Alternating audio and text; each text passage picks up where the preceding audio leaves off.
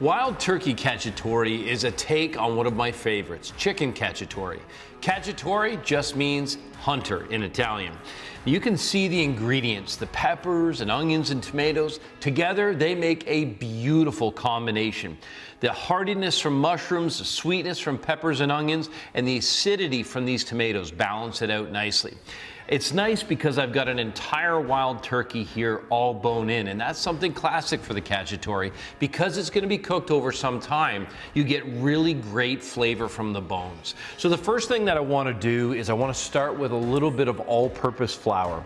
So I've got a bowl, you could put it in a bag, and these ingredients are going to go into the flour. So I've got thighs, I've got legs, and the reason I'm dusting them with flour to start is that starch is going to end up thickening the stew, but initially it'll also brown. So it's a level of development.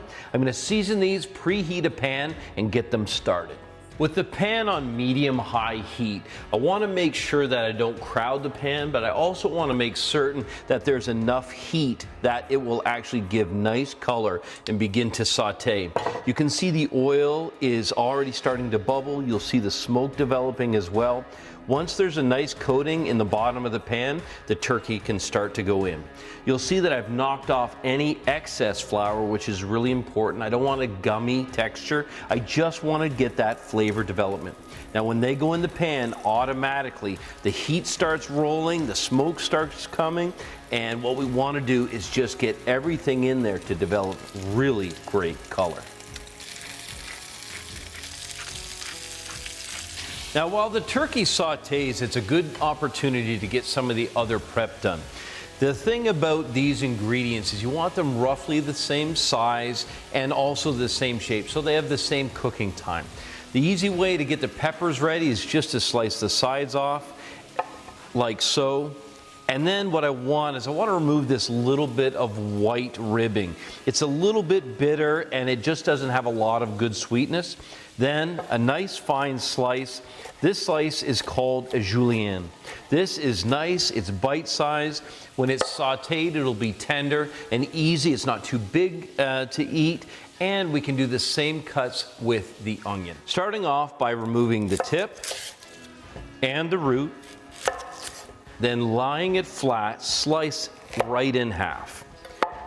Remove 2 or 3 layers, whatever is fresh. We're gonna take nice, thin slices. This will give you a julienne of yellow onion. With the first batch of turkey nicely browned, it's really important to saute in batches. When you get it browned, remove it from the pan and then start with a new batch. The reason you want to do this is to give lots of room for the turkey to brown. If you put too much turkey in at once, what happens is the meat begins to boil.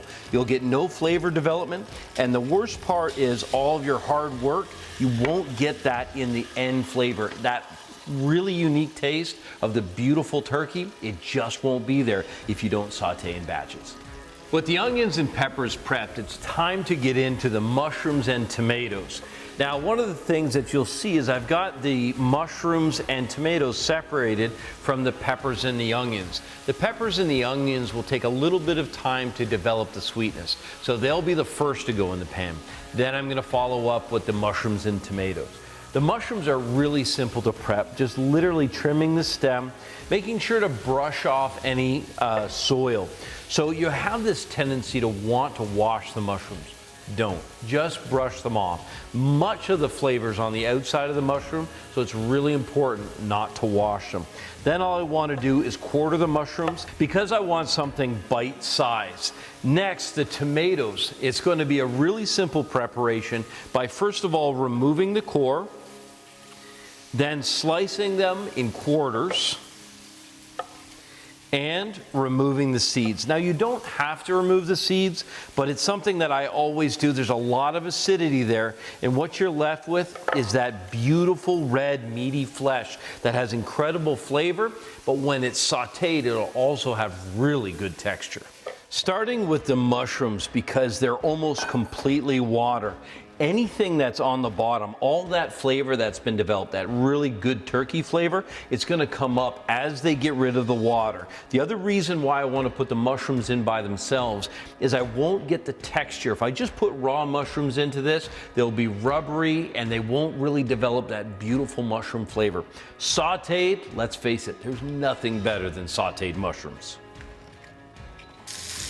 One of the tendencies when you saute is to continually stir, but it's really important to not touch whatever's in the pan while sauteing. Now you can see in this pan how much flavor has been developed and how incredible the mushrooms look. But what I'm going to do is just literally take them out. I'll put them with the turkey. And if I was to just add the onions and peppers in at this time, there's so much liquid in the onions and peppers that rather than just getting rid of the liquid, I would lose all the texture from these mushrooms. So with the mushrooms set aside, have a look how beautiful this is. I'm going to put these in. Anything that was left in the bottom of the pan in terms of flavor, well, it'll all be brought up by the liquid that's going to come out of these. With a little bit of salt and pepper, I'm going to saute these until they're visibly tender, till the onions are translucent, and until there's some really beautiful brown flavor development.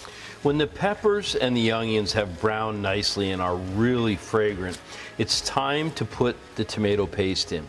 Now, tomato paste is a raw product, and it's important to cook it. You can use just a tablespoon or two, but what happens here is a level of flavor development, and it also rounds out that acidity. So put it in the bottom, saute it until it's nicely browned, then mix all of this together. With maximum flavor developed now in the pan, it's time to bring all those flavors together. I've got some vegetable stock. You could use chicken stock as well. But what this is going to do, the deglazing is literally going to bring everything up off the bottom, any of that flavor development. And what I'll do is I'll concentrate these flavors until this is almost dry again. But this is going to make sure there's none of those nice little crispy bits on the bottom that don't come up and get into the sauce.